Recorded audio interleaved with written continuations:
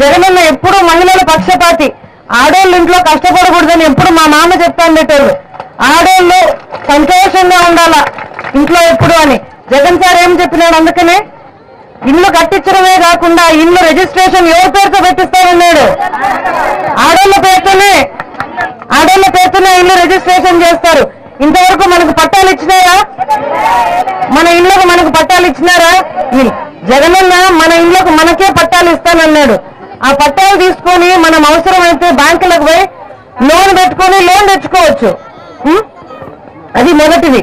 రెండోది, మన పిల్లలకు చదువు కావాలనుకుంటాం కదా, మనమంతా అనుకుంటాం కదా. ఇప్పుడు ఈ ప్రభుత్వంలో ఫీజు రీయింబర్స్మెంట్ ఏమన్నా వచ్చిందా? మనం పిల్లల్ని పెద్ద చదువులకు పంపాలంటే ఏం చేస్తున్నాం? మనము అప్పులు చేసుకుంటున్నాం, కష్టపడుతున్నాం, ఆస్తులు అమ్ముకుంటున్నాం. అవునా కాదా? కష్టపడుతున్నాం కదా. జగన్ సార్ ఏం చెప్పినాడు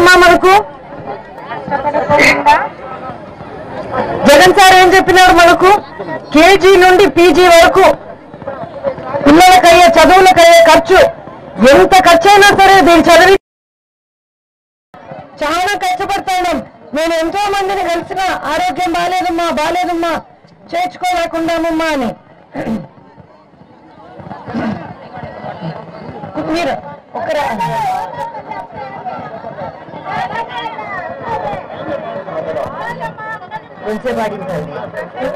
జగనన్న వస్తే ఏం చెప్పినారు? ఆరోగ్యశ్రీ కింద 1000 రూపాయలకు మించి ఏం ఖర్చు అయినా సరే ఆరోగ్యానికి ప్రభుత్వమే భరిస్తుంది. ఆరోగ్యశ్రీ కార్డు మనం ఉత్త ఆంధ్ర రాష్ట్రంలో కాదు, కర్ణాటకకు పో, తమిళనాడుకు పో, మహారాష్ట్రకు పో, అంటే బెంగళూరులో చూపించుకో, మెడ్రాస్ లో చూపించుకో, ముంబైలో చూపించుకో, ఎక్కడ చూపించుకున్నా మనకు 1000 రూపాయల పైన ఏం ఖర్చు అయినా ప్రభుత్వమే భరిస్తుంది ఆరోగ్యశ్రీ కింద. నాలుగోది, మనం అనుకున్నాం ఆడోళ్లకు కొంచెం ఆర్థిక స్వాతంత్రం. మనం ప్రతిదానికి ఇంకొకరిని డబ్బులు అడగకుండా మనకు మన స్వాతంత్రం ఉంటే బాగుంటుంది అనుకుంటాం కదా. అవునా కదమ్మా? డ్వాక్రా వాళ్ళందరూ మనం అదే కదా అనుకుంటేది. అందుకనే కదా మనం పొదుపు సంఘాల్లో చేరేది. రవణ మొత్తం ఎక్స్ప్లెయిన్ చేసినాడు. మీకు రుణాలు మాఫీ చేస్తానన్నాడు. మాఫీ చేసినాడా? మాఫీ చేయలే. దాని మీద వడ్డీలు పెరిగిపోయినాయి. 14 నుండి వడ్డీ రూపాయి పెట్టాలి. ఆ వడ్డీలన్నీ పెరిగి ఇప్పుడు అన్నీ పెరిగిపోయినాయి, వడ్డీలు పెరిగినాయి. జగన్ ఏం చెప్పినాడు?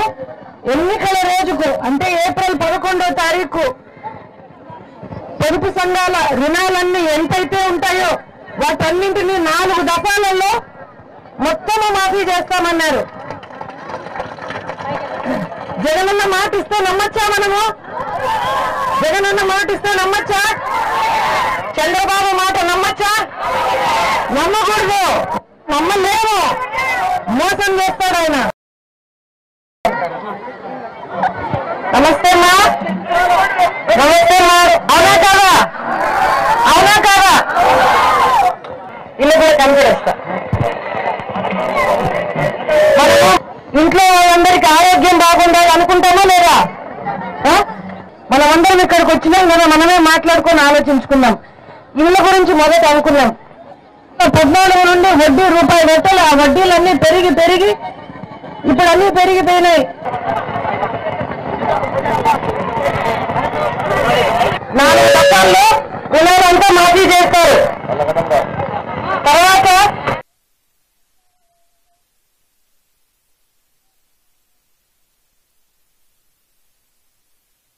అంతేగాని ఈ కాలనీలో ఈ ఖచ్చితంగా కట్టించి మళ్ళా పేదలందరూ కూడా కాలనీ కట్టేయాలని సార్తో కూడా నేను అనంత్ రెడ్డి సార్తో కూడా చెప్పినా.